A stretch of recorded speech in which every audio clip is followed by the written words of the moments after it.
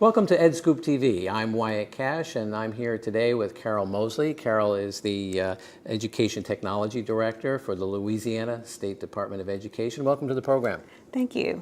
So we're here at the State Education Technology Director Association's Leadership Summit, and I've been talking about a variety of issues. One that I know you're involved in has to do with the shift in digital learning materials. Tell us a little bit about what you're working on in the state of Louisiana. So the state of Louisiana has been working for several years to provide our teachers and students with quality materials. We've been working initially to get that one-to-one, build that device, but the device isn't the end. Those materials are really what matters. So what we have done with teams across our department is built a tiered approach to resources. So we can give teachers an idea of what a quality material is. So if it's a tier 1, then that's something that we highly recommend teachers use, and that it meets our standards, it has rigor, it has components that will bring students forward in their learning. We're continuing to look at materials, bring other resources in. We have just expanded on different digital literacy. We've released some guidelines for teachers so they know where students should be with those devices and with their teaching and students' learning. Terrific. And you got to meet a lot of your colleagues. What did you take away from this year's Leadership Summit in this area? I've found a lot of our colleagues are doing different things. There's some very interesting approaches to embedded learning. There are other states that have repositories of materials that we also would be interested in, as well as how they've been doing their professional development and different models that they're using in their classrooms. Mm-hmm. What might be one takeaway that you'll bring back to your work?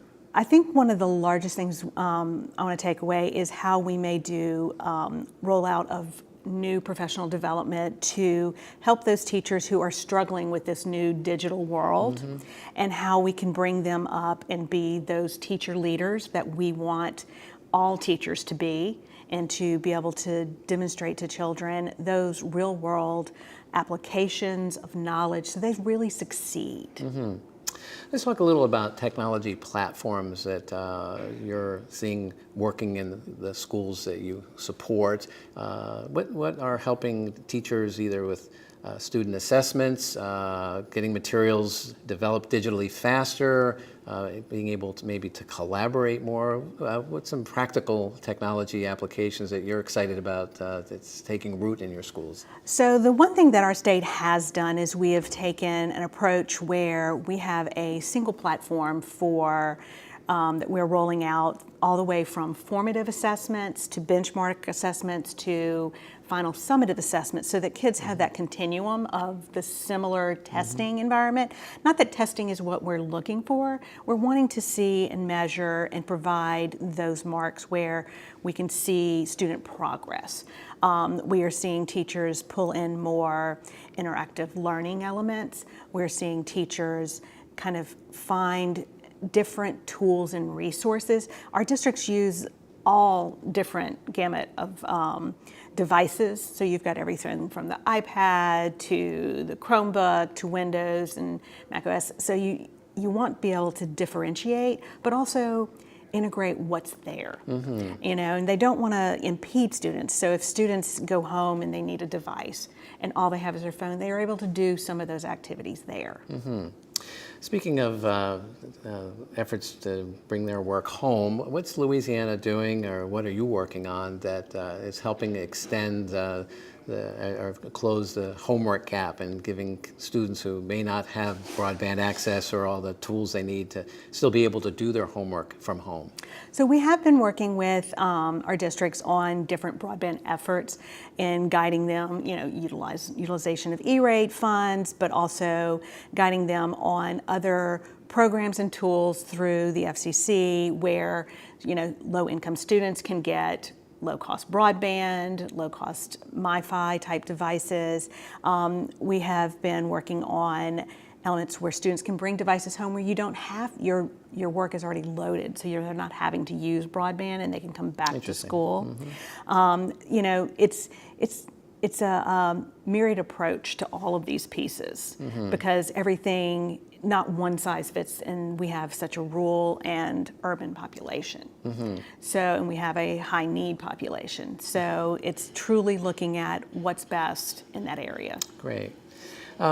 Let's talk a little finally about ESSA and sort of federal funding that's associated with it. How are you preparing for the new law to take effect, and what will you do differently from the current state of things? So a lot of the things we have done, we have been taking a lot of stakeholder feedback. We've been holding meetings across the state to get an idea of what schools need, what they have looked at, what they need to improve, using that to kind of build a plan across all the different programs we already offer. We are currently looking at, through that process, you know, where do we embed technology to enhance that, because technology is not separate, and improve those things that we're doing. Terrific.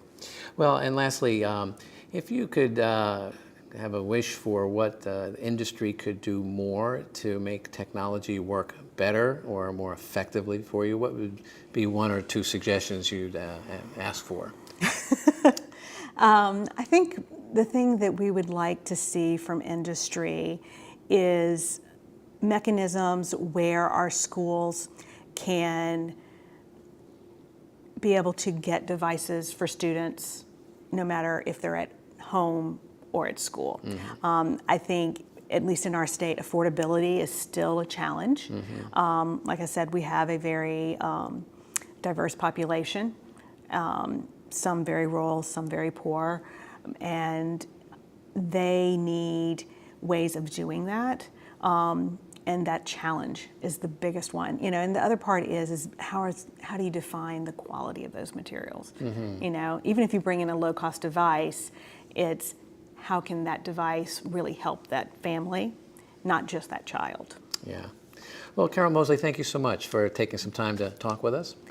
I'm Wyatt Kash with EdScoop TV, and look for more of our coverage on edscoop.com. Thanks for being with us.